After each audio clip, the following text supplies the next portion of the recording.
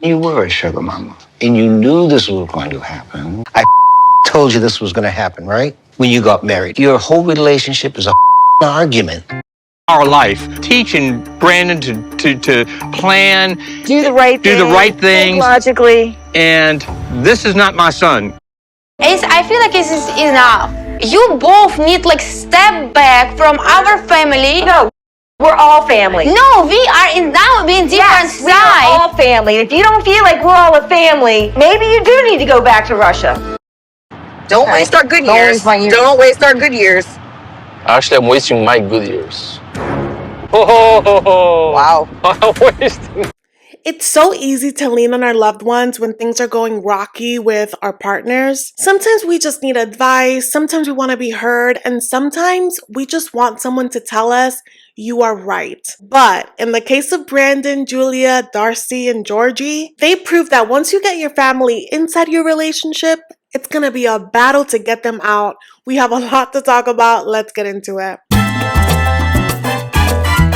Hi guys, welcome back to Nikki Faces Reality. We are here to discuss 90 Day Fiancé, Happily Ever After, and in this video we'll be discussing Brandon&Julia, Darcey and Georgie. I am covering the Florida crew and Jasmine&Gino, and that's in a previous video. I don't know if I put that one out first or this one. Just know that it's in a separate video. Before we get into it, as always, make sure to like, comment, subscribe, and of course hype this video so that it gets to more people. So we're gonna start this off with Brandon&Julia just because it was a shorter segment, but still juicy, okay?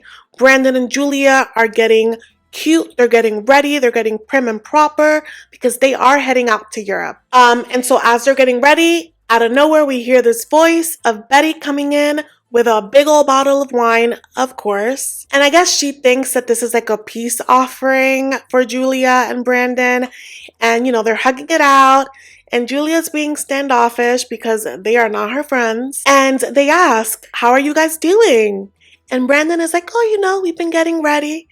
And they're like, ready for what? And so Brandon did not tell his family until this moment that they are going to Europe and that he has quit his job. And immediately the chorus of negative comments come flooding in from his parents. And here's the thing. Is it stupid to quit your job, go abroad without a full plan? Yes. Are these grown-ass adults? Also yes. And you're gonna have to cut the cord eventually. They're gonna have to figure things out on their own as a married unit. They're not asking y'all for a loan. They're not asking y'all for input. As much as you hate it, he is nearly in his 30s, if not already in his 30s. You gotta let him figure it out. But they are not. They are not gonna let go of this without a fight. They're like, how could you do this? Brandon, this is so unlike you. This is not my son. This scares me. I'm really disappointed, Brandon, in listening to you talk right now. I am so disappointed. And at first, Brandon was pissing me off because he was like, yeah, you know it's very unlike me. But then he saved it by saying, and you know that I wouldn't do this if I didn't think that the risk was important. Exactly. You know me. I wouldn't. Well, I thought I did. That's why I thought we're I so did. surprised. You know me. But you know I wouldn't take this kind of risk unless I thought it was absolutely necessary. I was like, okay. But y'all, they are taking this as a personal attack to their parenting. They cannot believe that he would do something so irresponsible. And after a while of this going on, Julia's like, listen, you guys need to just back off. We need to do what's best for our family. And they're like, well, we are all family. We're part of the family. And Julia's like, no, I am talking about our family. And Betty's like, if that's what you think, then it's probably best for you to go back to Russia. You both need like step back from our family. No, we're all family. No, we are in different yes, we are sides. all family. If you don't feel like we're all a family, maybe you do need to go back to Russia. And you just know.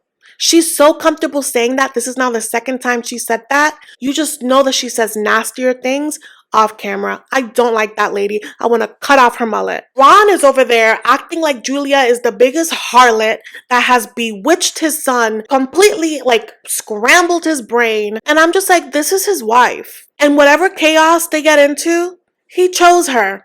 and they chose their marriage, and they just gotta do what they gotta do. Again, do I think that it is the brightest idea? No.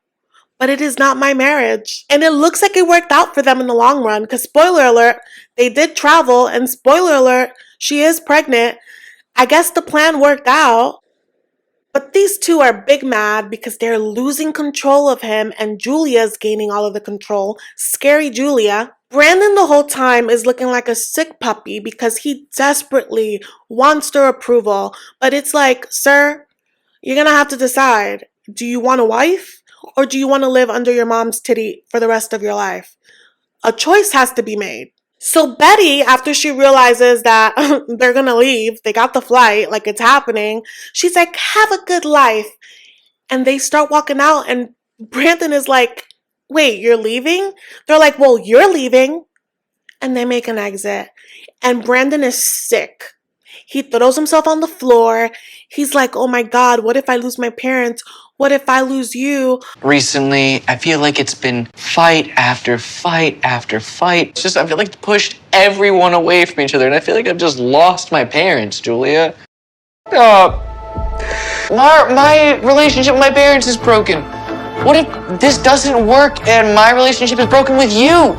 And Julia's looking at him like, we have to do what's best for us. But that would have given me the biggest ick, because what do you mean you're crying because your mom is upset at you at your big ass age? What do you mean? Do you want to save this marriage or no? In my opinion, do I think that they needed to go to Europe and leave for weeks at a time to fix what's broken? No, but I do think that they do need distance from his parents. They need to reconnect. I think that they need to be able to hear their own thoughts and need to be able to express their thoughts together without them constantly giving their input, because they are not in this marriage. Yes, family is important. Yes, they are valuable. Yes, it would be nice to always have them agree with your moves, but it is not necessary for you to have a successful marriage. And the more input they have provided, these two have appeared more miserable than ever. So if anything, I feel like that should be a telltale for Brandon that's like, I need to do something different. Does it have to be whatever whims Julia decides? Not necessarily, but he's also not offering up anything better other than have my babies. That's not a compromise. So they're off to Europe. So we'll see how that goes next week, I guess. Let's move on to Darcey&Georgi, because this one... Papa Silva makes an appearance, and I can see where the twins get their major daddy issues, okay? But first of all, let's backtrack. So Darcey's at home. They're doing a fake out where we think she's crying over Georgi, but really she's chopping up onions. Georgi does come in from work. He sees her crying, and he's like, why are you crying? And then he sees it's the onions, and he's like, oh, because, you tend to cry for nothing. Which was petty, but I get it. He's mad, and I agree with Darcey. She does always cry for a reason, and I think her feelings are valid. I don't have any problems with her having a lot of feelings. I have issues with how she executes those feelings and overreacts and ruins every situation she's ever been in. But it's clear that the vibes are still tense. They're still acting like roommates, and I guess in her own way, she wants to apologize and make things better. She realizes that throwing out the divorce word was a bad idea, and she's afraid that he will take her up on it. So she's here making his favorite pasta. And so she's here trying to be a Betty Crocker-ass wife, being like, oh my God, how was your day? And he's looking at her like she has 3 heads, because he's like, you never ask about my day. Which, again, she is so up her own behind that she doesn't even ask her husband how his day was. So he's like, you sure you want to know? And she's like, yeah, I mean, I don't think that's true that I never ask, but I'll ask more. I'll do better. And he clearly doesn't feel like talking. And then she throws a jab about him like, oh, well, it's clear that you don't want to talk. And if you don't want to put any effort, he's like, I'm not your punching bag. So yeah, that's why I don't feel like talking.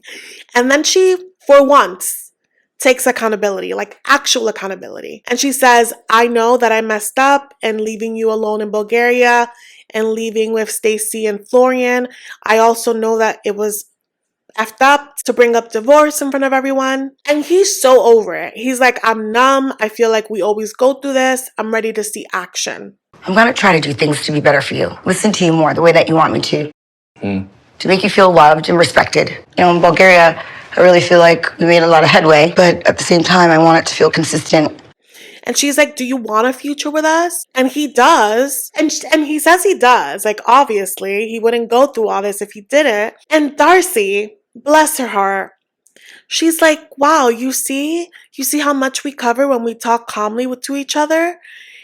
And that would make me snap if I were Georgie, because she's the one that gets riled up in every argument. She's the one that cannot keep calm in every fight.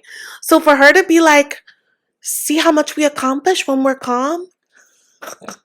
We are getting somewhere. When we talk calmly and rationally and lovingly. That's how you plan a future, too. That's what I really wish for. I hope so. I would have snapped. But anyway, they seem to be, you know, trying to make steps to get to a better place. The next time we see them, they're getting ready for New York Fashion Week. Apparently, House of 11 got invited and they're going to be walking the runway. I want to know, do they pay for these appearances? Because I just don't actually believe that they're getting invited. Does that mean, are they getting invited? Regardless, I do enjoy these plots because I think that they always look so fun at these shows. So they're getting ready to head to New York, but first they're going to make a stop at Connecticut to see her dad and her daughters. And at first I was going to be like, Darcey, are you pulling a Jasmine where like you see your daughters or you talk about them whenever it's convenient? Like, why aren't your daughters living with you? But they are in college, and when they come home, they have that beautiful ass house in Connecticut with their grandpa, which seems a lot more stable for them. So good for them. But he opens the door, he greets them. That man looks so good. He's a zaddy. He looks really fine for his age, I must say. And he always looks so annoyed at the twins, but it's like, those are your daughters, honey. And then boom, Aspen and Aniko come in. And I love Aspen. She's the youngest. She's always coming after the twins. She sees her mom and she's like, you look like a little fuzzy ball, like a fur ball. Wow, you guys look so gorgeous. Every time I see You look like a bowling ball that's fuzzy. I feel like I'm shrinking. Oh my god. Every time I see you guys get taller and taller. But do you guys remember in their spinoff when they got the recent surgery? And she's like, you guys look a little Miss Piggy-ish. Do you remember that? I love Aspen. I hope she never gets work done. She's so beautiful. But anyway, they're here making breakfast for some reason.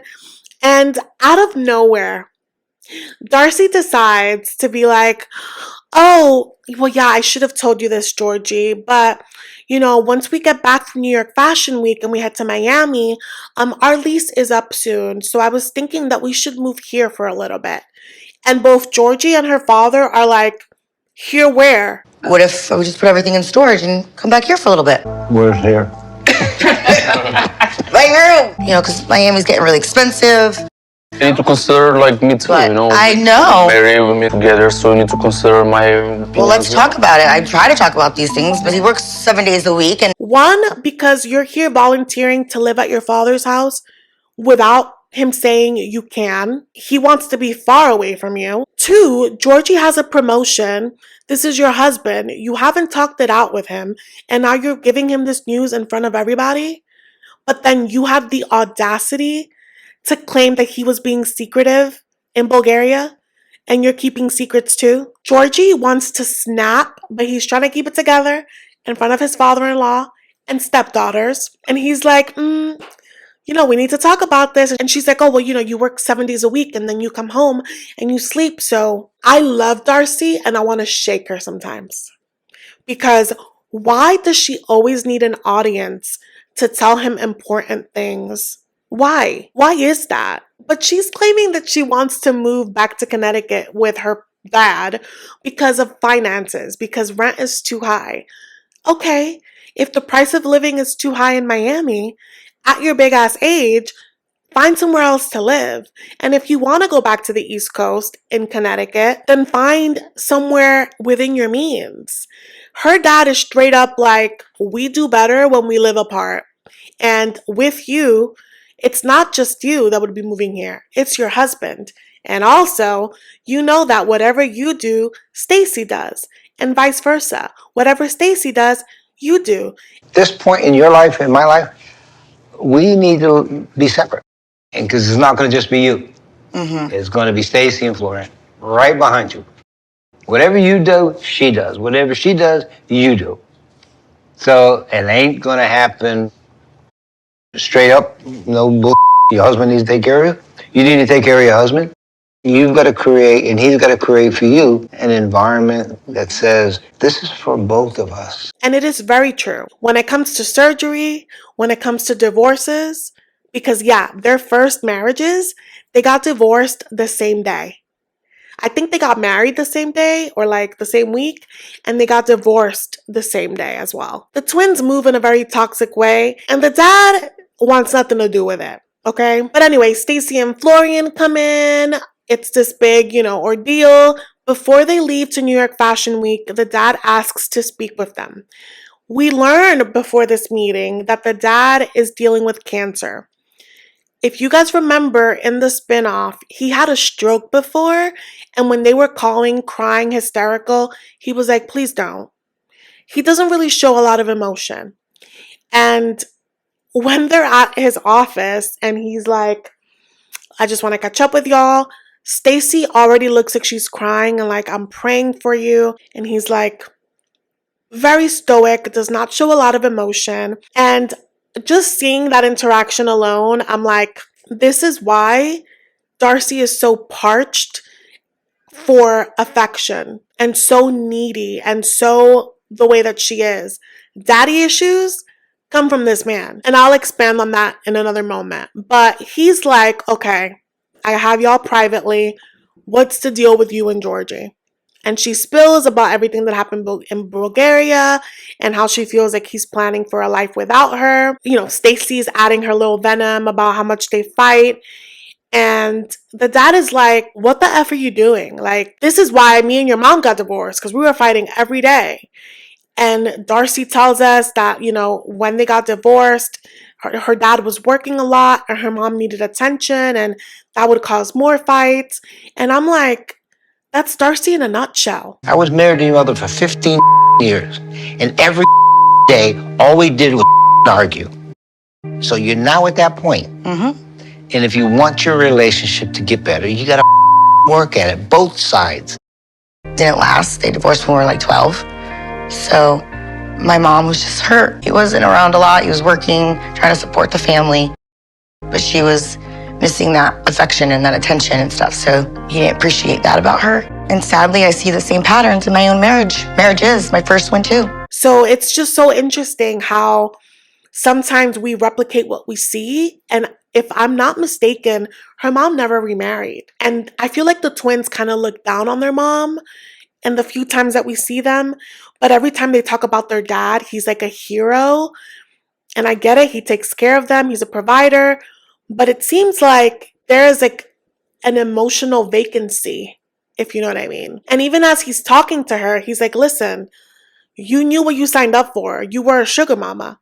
And I have your back. I got you. But you need to stop tagging me in emails and in text threads to get him to do what you want. Like, you have to stop doing that. And the twins are not listening because they just don't.